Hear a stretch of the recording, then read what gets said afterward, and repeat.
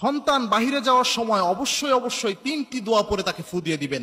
আমাদের অনেকের সন্তান স্কুল কলেজ বিভিন্ন জায়গায় যায়, অনেক মায়েরা এ সময় কি পরে ফু দিয়ে দিবে সন্তানকে? বাহিরের হাজার বালা মুসিবত, রোড ঘাটে অনেক সময় অ্যাক্সিডেন্ট হয়, এগুলো থেকে নিরাপত্তার জন্য সন্তানকে কি পরে ফু দিবে এটা অনেকেই জানে না। অবশ্যই 3টি পরে সূরা পরে সন্তানকে ফু দিয়ে দিবেন, 3টি দোয়া পরে। এই 3টি দোয়া রাসূল সাল্লাল্লাহু আলাইহি ওয়াসাল্লাম নিজে প্রেসক্রাইব করেছেন এবং অত্যন্ত অথেন্টিক হাদিস, সহিহ হাদিসের মাধ্যমে এই 3টি দোয়া প্রমাণিত। রাসূল সাল্লাল্লাহু আলাইহি ওয়াসাল্লাম, সাহাবে একরাম এই 3টি আমল করতেন। প্রথম যে দোয়াটা রয়েছে এটা তিরমিজিতে হাদিস এসেছে, রাসূল সাল্লাল্লাহু আলাইহি ওয়াসাল্লাম নিজে বলেছেন।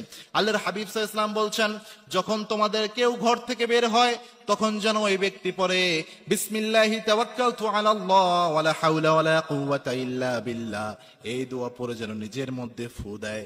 এটা যদি পড়তে পারে ওই ব্যক্তিকে আল্লাহ নিজে হেফাজত করে দেয়। সুবহানাল্লাহ। কোন ব্যক্তি যদি ঘর থেকে বের হওয়ার সময় এই দোয়াটা পড়তে পারে, বিসমিল্লাহি তাওয়াক্কালতু আলাল্লাহ ওয়ালা হাওলা ওয়ালা কুওয়াতা ইল্লা বিল্লাহ, এটা পড়ে নিজের শরীরে ফু দিয়ে দিতে পারে, ওই ব্যক্তিকে আল্লাহ রাব্বুল আলামিন নিজ দায়িত্বে হেফাজত করে।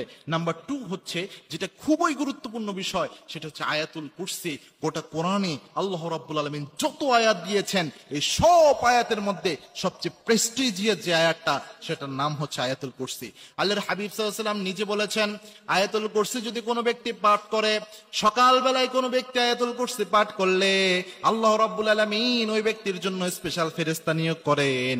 সারাদিন ওই ব্যক্তির পাহারাদার হিসেবে ওই ফেরেশতাকে আল্লাহ নিযুক্ত করে দেয়। সুবহানাল্লাহ। অর্থাৎ ওই ফেরেশতা ওই ব্যক্তির প্রোটেকশনের দায়িত্ব আল্লাহ রাব্বুল আলামিনের পক্ষ থেকে নিয়ে নেয়। সুতরাং আয়াতুল কুরসি খুবই গুরুত্বপূর্ণ বিষয়, এবং একজন মুমিন হিসেবে, অ্যাজ এ মুমিন, অ্যাজ এ মুসলিম, আয়াতুল কুরসি সবচেয়ে বড় অস্ত্রের মধ্যে একটি অস্ত্র আয়াতুল কুরসি। এটা সবার জানা উচিত। 2 নম্বরে যেটা পড়বেন সেটা হচ্ছে আয়াতুল কুরসি। নাম্বার 3 যে দোয়াটা পড়বেন, এটা আবু দাউদ শরীফে হাদিস এসেছে, 3 বার সকালে পড়তে হবে, 3 বার সন্ধ্যায় পড়তে হবে। রাসূল সাল্লাল্লাহু আলাইহি ওয়াসাল্লাম নিজে নিজের শরীরে এটা পরে ফু দিতেন।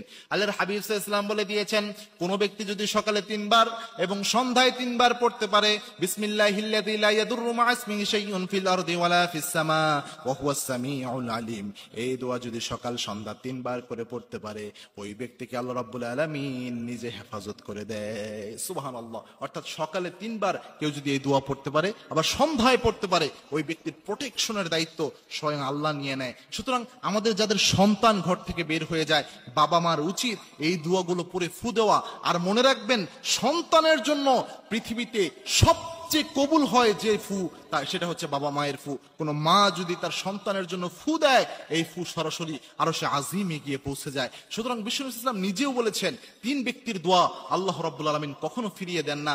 তার মধ্যে এক ব্যক্তি হচ্ছে সন্তানের জন্য কোনো মা বাবা যদি দোয়া করে, আল্লাহ রাব্বুল আলামিন সেই দোয়া ফিরিয়ে দেয় না। সুতরাং আমাদের মায়েদের উচিত, সন্তানকে যখনই ঘর থেকে বের করা হয়, অর্থাৎ বিভিন্ন প্রতিষ্ঠানে বের করার জন্য অথবা খেলার জন্য যখন সন্তান ঘর থেকে বের হয়ে যাচ্ছে, এই হাজার বালা মুসিবত থেকে সন্তানকে হেফাজতের জন্য এই 3টি দোয়া পরে ফু দেওয়া। এই 3টি দোয়া আপনারা চাইলে হিসনুল মুসলিম একটি অ্যাপ রয়েছে বা এক বই রয়েছে, এখানে আপনারা পেয়ে যাবেন। এই 3টি দোয়া পরে যদি সন্তানকে ফু দিতে পারেন, ইনশাআল্লাহ যাবতীয় বালা এবং মুসিবত থেকে স্বয়ং আল্লাহ রাব্বুল আলামিন তাকে হেফাজত করবেন।